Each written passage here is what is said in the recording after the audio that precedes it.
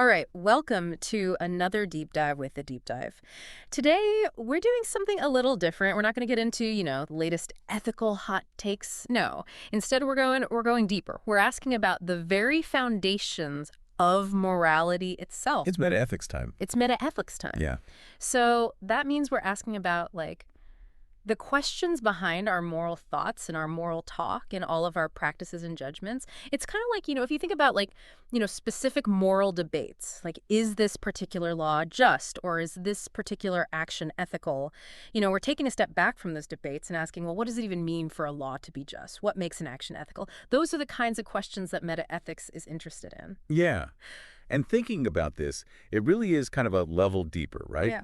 So we might have a debate about whether abortion is permissible or whether eating meat is permissible. Mm-hmm. But metaethics asks, well, what does it mean for something to be permissible? Yeah. So it's sort of like this second order, questioning about the very nature of morality. Yeah. Yeah. What's the ground? What's the ground? Yeah, exactly. Yeah. What's the ground? So our guide for this deep dive is going to be a real heavy hitter in the world of philosophy. We are looking at excerpts from the Stanford Encyclopedia of Philosophy's entry on Metaethics. And for the philosophers listening, you know that the Stanford Encyclopedia of Philosophy is like the gold standard. Oh, yeah. It's basically like the authoritative. I mean, it's the best sort of collaborative encyclopedia that exists. Yeah. Not to be confused with the Internet Encyclopedia of Philosophy, which I think a lot of people do confuse it for. Well, we can do a deep dive into that next week. We can do that. Yeah. But the Stanford Encyclopedia of Philosophy is just so great. It's great. And the article, the entry in particular on metaethics that we're going to be looking at, I mean, it just lays out all of the key questions and sort of, the major battle lines and gives us a sense of the intellectual terrain of metaethics. So I'm really excited about this deep dive. Yeah. So our mission here today is to really try to distill what we think are the most important and, frankly, the most mind-bending questions in metaethics. We want to offer you, the philosopher, a concise but hopefully insightful look at the core concerns and debates that are active in the field of metaethics right now. Yeah. And just to kind of get things going, I think it'd be good for the listener, you, to consider this question. When you find yourself in a moral disagreement with somebody, let's say you disagree about the permissibility of something, maybe you disagree about whether or not there ought to be a certain law in place. Do you think that when you have that disagreement, one side is just straight up objectively wrong? Or do you think it's more a matter of, subjective opinions or maybe cultural norms clashing? This question of whether or not morality is a matter of opinion or convention or whether there's objective truth to it is really a central puzzle that metaethics is going to wrestle with. Yeah. I think that's great. So before we get too far, though, we need to answer that question. We keep saying the word metaethics, but what is metaethics? Yeah, I mean, so at the most fundamental level, I would say metaethics is the attempt to understand the underlying presuppositions that shape our entire moral landscape. And the Stanford Encyclopedia article kind of breaks this down. It goes into the metaphysical questions about the nature of morality, the epistemological questions about how we know moral truths, if there are such things. It even goes into the semantic questions about, well, what do moral terms mean? What are, words like good, bad, right, wrong, what do those even mean? And then also the psychological dimensions of, when we're making moral judgments, what's going on? What's the psychological grounding or basis of those judgments? And so it's looking at all of these fundamental questions that sort of underlie everything we think and say and do when it comes to the realm of morality. Yeah, that's a really wide scope. So can you give some examples of the kinds of specific questions that metaethics tries to tackle? Yeah. So, I mean, think about it this way. Is morality more like taste? I prefer this, you prefer that. No one's really right or wrong. It's all subjective. Right. Or is it more like a factual claim, like 2 + 2 = 4, Right. where it seems like, regardless of what you and I think, there is a truth to the matter. Yeah. And so that's one set of questions. Another really central question has to do with cultural relativism. Oh, yeah. Are moral standards simply products of different cultures? Yeah. One culture says this is good, another culture says that's good, and there's no sort of overriding correct answer to the question. Yeah. Or are there some core moral principles that hold universally across all cultures? Right. And that's a debate that really happens all the time. in the news, on social media, you're constantly hearing, well, that's just your culture. Yeah. And Yeah. so metaethics digs into these sorts of everyday kinds of questions that we find ourselves thinking about. Yeah. But, I mean, is it just rehashing those debates? It seems like it's going deeper than that. Yeah. And it really is. So if we think, okay, maybe there are moral facts, metaethics has asked, well, what kind of facts are they? Yeah. Where do they come from? What gives them authority over us? And then, crucially, how do these moral facts, if there are such things, relate to other facts about the world? So how do they relate to, psychological facts about, our desires and emotions, or facts about, what contributes to human flourishing, or even, the social conventions that we happen to adopted in our society? Yeah, so it's not just what they are, but how we come to know them, too. Exactly. So how do we gain moral knowledge? Yeah. Is it through intuition, through reason? Can we just observe the world and see moral facts? And what do moral statements mean? Right. So when I say things are good or bad, what's the actual sort of content of that statement? What am I really saying? And so this leads to even more kind of basic questions about moral truth and justification. Like, what does it even mean for a moral claim to be true?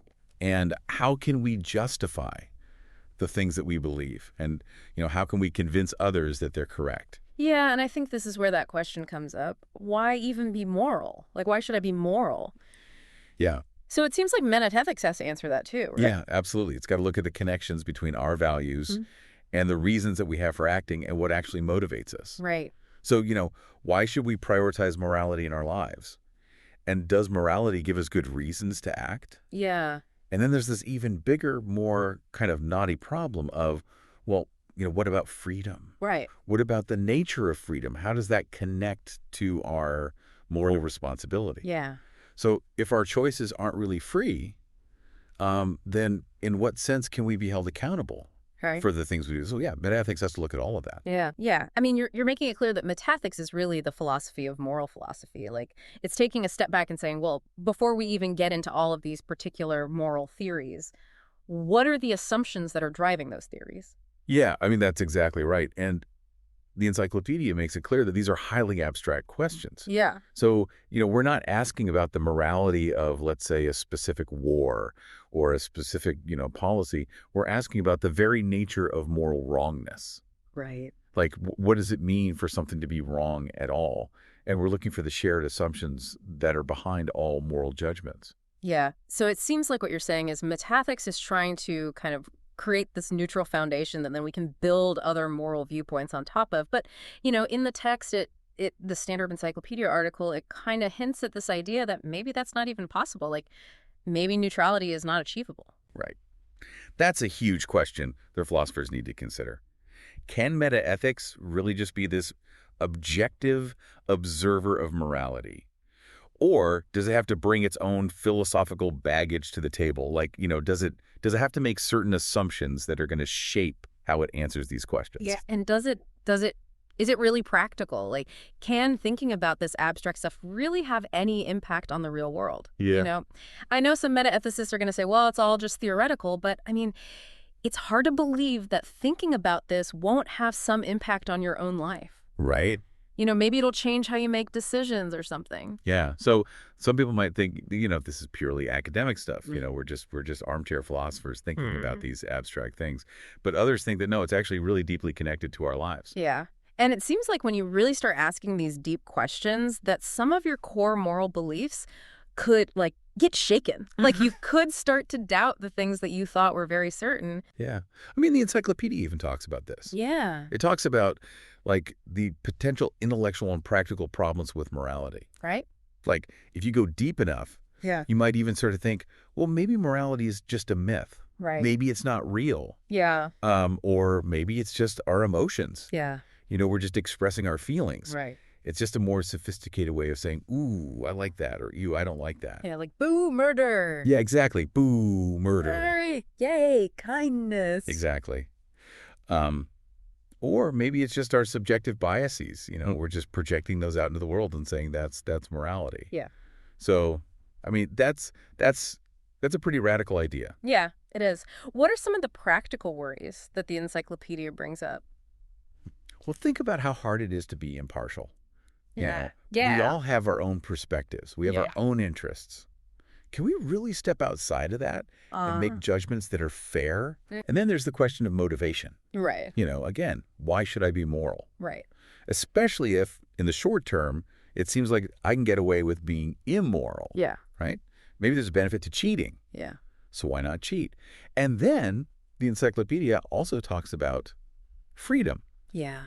If we aren't actually free, then does it even make sense to talk about moral duties and responsibility? Yeah, so these are tough questions. Like if you start thinking about it, it's like, ooh, how do I ground my morals? What makes them real? So it seems like metaethics isn't afraid to ask these questions, but the encyclopedia also says there's like counter arguments, like there's people defending morality. Yeah. Right. Oh, yeah. I mean, there are. For every worry that metaethics brings up, Yeah. there are thoughtful responses that are like, no, no, no, morality is fine. Yeah. It can stand up to the scrutiny. Right.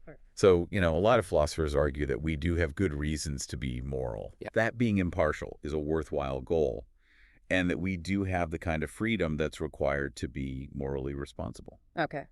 So how do we, like, I guess, evaluate these different arguments then? Yeah, so it's a two-part process. Okay. First, you have to really clearly identify and defend the assumptions that a particular moral viewpoint is making. Okay. So what are they taking for granted? Yeah.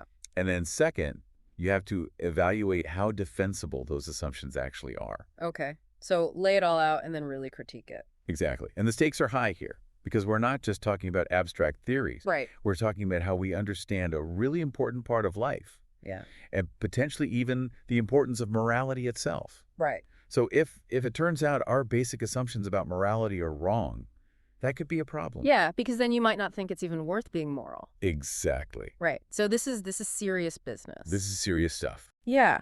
So it's interesting to me how these like really abstract questions about morality, they like pop up naturally when you start thinking critically about your own moral beliefs. Like they're almost unavoidable if you really start questioning things. Right. And the encyclopedia even points to Plato's Republic as like an early example of this. Yeah. Right? Like in Plato's Republic, Socrates is talking to all these different people about the nature of justice, but very quickly those conversations turn into metaethical questions. Exactly. So you've got like Paul Marcus, who's saying that justice is all about helping your friends and harming your enemies. Yeah. And of course, Socrates immediately starts picking that apart. Right. And then you've got Thrasymachus, Oh, yeah, Thrasymachus. who famously argues that justice is nothing more than the interest of the stronger. Yeah. It's basically just what the powerful people want. Right. And then Glaucon comes in with this even more nuanced but still, convention-based view. Right. He's saying that morality is basically a social contract. We agree to it because it's better than the alternative, which is basically just a free-for-all. Right. Right. Like a war of all against all. Exactly. Right. But then Socrates comes in with his own view, Right. and he's arguing for these independent, eternal standards of justice. Okay. Like there's something about justice that's more than just human agreement or convention. Yeah. And so you have these very different views of justice, and they're going to have implications for how we value justice and what its authority is. Mm. But what's interesting is that you can accept any of these metaethical views and still have very different ideas about what just behavior is. Right. So, for example, you could think that justice is a social convention, but you could still advocate for conventions that are fair and egalitarian. Yeah. So like metaethics is providing the foundation. It's the foundation. Yeah. Okay. Yeah. Cool. So we've been talking about these transcendent moral standards, and then the encyclopedia brings up this really famous problem, the Euthyphro problem. Yeah. So for people who are trying to ground morality in something beyond the natural world, Right. this is a real challenge. So the Euthyphro problem comes from Plato's dialogue Euthyphro, and it's basically asking about the relationship between God and morality. Yeah. So like the divine command theory, right? Something is right because God commands it. Exactly. But the Euthyphro dilemma points out that there's a problem here. Yep. So the question is, are actions right because God commands them, or does God command them because they're already right? Right. So it seems like a simple question, Yeah. but it has some really deep implications. Huge implications. Yeah. So let's start with the first horn of that dilemma. Actions are right because God commands them. Okay. What's the problem with that? Well, the worry there is that it makes morality seem arbitrary. Okay. So, if God had just decided that, let's say, cruelty was good, Yeah. then it would be good. Right. There's no independent standard. Yeah. God could just flip a coin and decide what's right and wrong. It's like if God said murder is good, then it would be good. Yeah. Exactly. So that's Yeah. really problematic. Yeah. So it's like a worry that it's just divine whim, there's no real grounding. Yeah. So, okay, what about the other horn of the dilemma? Okay. Does God command things because they're already right? So if that's the case, then we're saying that morality exists independently of God, Okay. right? So God is not creating morality. Right. God is more like a reporter on morality. Okay. So in that case, appealing to God's commands doesn't really tell us why things are right or wrong. Yeah. It just tells us what God happens to think about them. So it's like he's just telling us the news. Yeah, exactly. So, God's like, hey, guys, murder is wrong. Yeah. And we're like, okay, but why is it wrong? And God's like, well, I don't know. It just is. Yeah. Yeah. I just report the facts. So it doesn't actually explain the nature of those moral standards. Exactly. Right. Yeah. So the encyclopedia takes about some of these ways that people have tried to, defend divine authority. Like they'll say, well, God knows everything, so he must know what's right. Right. Or God is perfectly good, so his commands must be good. But even those seem to run into problems. Yeah, because if we say God's commands are authoritative because he knows what's right, we're still assuming that there is a right. Right. Like it's just pushing the problem back a step. Yeah. And if we say God's good, well, what are we comparing him to? Right. There has to be some standard of goodness that they're measuring him against. So it seems like to ground morality in God, you have to have a standard of goodness that's even above God, Exactly. which, is a hard thing to do. It is a hard thing to do. Yeah. So it seems like any theory that tries to ground morality in something beyond the natural world is going to have to do a lot of work to avoid these circular arguments. Yeah. I mean, it's a tough problem. Okay, so the euphyphra problem, big challenge for transcendent moral standards.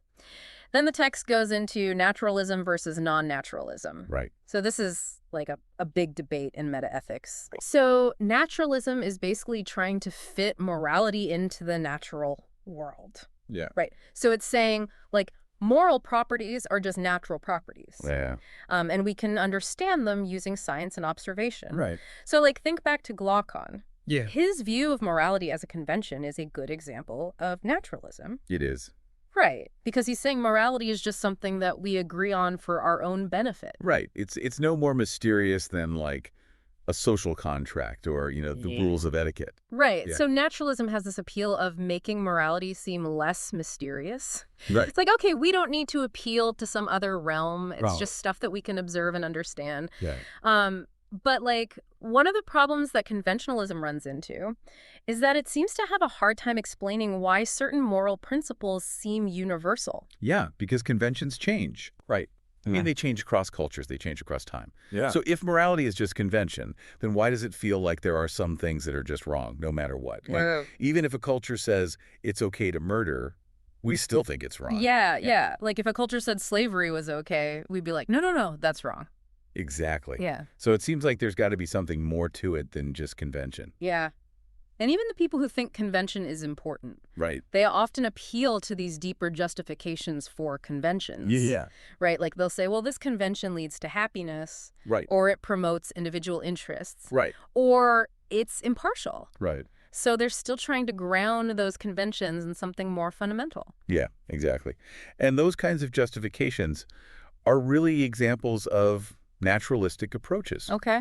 They're saying, look, moral value is rooted in these features of the natural world, like happiness or well-being or fairness. Okay. So what's the contrast to that? What's non-naturalism? So non-naturalism is basically saying that moral properties are not natural properties. Right. They're different in kind. Okay. So they can't be studied by science. Right.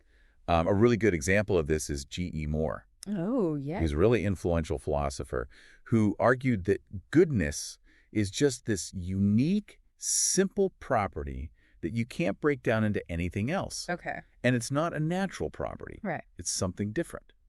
So it seems like non-naturalism has some burdens to bear here. If these properties aren't natural, how do they fit into the world? How do Right. they interact with stuff? Yeah. So the encyclopedia points to two big burdens. Okay. First, non-naturalism has to explain how these moral properties connect with the natural world. Yeah. Like, how do they actually affect our thoughts and actions? Right. And second, it has to explain how we can even know anything about them. Yeah, because if they can't be studied by science, how do we access them? Exactly. So those are some big challenges for non-naturalism. Right. But naturalism has its own problems. Okay. Even though it's simple and accessible, it can be hard to see how it really captures what we mean by morality. Yeah, because when we say something is good, it feels like we're saying more than just describing its natural features or consequences. Right. Right. There's something like evaluative there. Like you're saying it matters that it's good. Right. And it's hard to see how just looking at the world could tell us what's morally right or wrong. Yeah. Like you need some kind of moral framework already in place. Right. So it seems like there's something special about morality Yeah. that makes it hard to just reduce it to natural terms. Okay. So this brings us to the is-ought gap and G.E. Moore's open question argument. Yeah. Right? So these are like two of the most famous arguments in metaethics. That's really classic. And they're both pointing out this potential gap between just describing the world and making moral judgments. Right. So David Hume famously said you can't get an ought from an is, Okay. meaning you can't derive what should be the case just from what is the case. Right. Like just because people do lie doesn't mean they should lie. Exactly. You need some other principle to get you there. You need some kind of moral premise. Okay. So that's the is-ought gap. Yeah. And then G. Moore comes along with his open question argument. Yeah. And he's specifically targeting those naturalistic accounts of morality that we were talking about. Right. So Moore was really going after those people who were trying to define moral terms like good in terms of natural properties, Okay. like pleasure or happiness or whatever. Right. And his open question argument was designed to show that that can't work. Okay. So let's say someone says good is identical to pleasure. Okay. Moore says, okay, fine, but you can still ask the question, is pleasure good? Yeah. And the fact that that question makes sense, that it's not a weird question, Right. shows that good and pleasure don't mean the same thing. Because if they did, then asking if pleasure is good would be like asking if pleasure is pleasure. Right. Which is like, duh. Exactly. Yeah. It would be a trivial question. Yeah. But it's not. Right. It's a real question. Okay. And so Moore says this shows that goodness is something different from any natural property. Okay. It's not reducible to those things. Right. And so his argument really led to this resurgence of non-naturalism, Okay. particularly in the form of intuitionism. Okay. So intuitionists are like, look, we have this direct grasp of moral truths. Okay. It's kind of like how we understand math or logic. Right. It's not based on observation. It's just this intuitive grasp of these truths. Yeah. And I think they were trying to say, well, we do this with other things. Right. Like we have math, Yeah. we have logic, we maybe even have religious beliefs Yeah. that aren't based on pure observation. Right. So they're like, look, it's not that weird to think we could have moral intuitions. Mhm. We do it in other areas. Okay. So intuitionism, trying to defend non-naturalism, but Moore's argument hasn't gone unchallenged, right? Right. There are Or- lots of people who disagree with him. Yeah. And one of the main criticisms is that, just because we think about things differently doesn't mean they're actually different. Right. So, for example, we can think about water without knowing its chemical composition. Right. But that doesn't mean that water isn't H2O. Right. It's just that we have different ways of understanding it. Yeah. So the critics are saying maybe it's the same with moral properties. Maybe they are natural properties. We just don't always realize it. Okay. So they're not saying Moore's wrong about how we think about things. They're just Exactly. saying that doesn't necessarily tell us about the nature of the things themselves. Exactly. Okay. So that's a challenge to Moore. And then the encyclopedia brings up this other response, which is non-cognitivism. Yeah. And this is even more radical. It is. Right. So non-cognitivism is basically saying that Moore was wrong to think that moral judgments are even about properties. Right. They're saying when we make moral judgments, we're not describing the world. Okay. We're expressing our attitudes or emotions. Okay. So it's like if I say lying is wrong, I'm not saying that there's some property of wrongness attached to lying. Right. I'm more like saying, boo, lying. Right. Or don't lie. Yeah, yeah. Like it's an imperative. Yeah, exactly. So for non-cognitivists, moral language is about expressing our feelings, guiding behavior,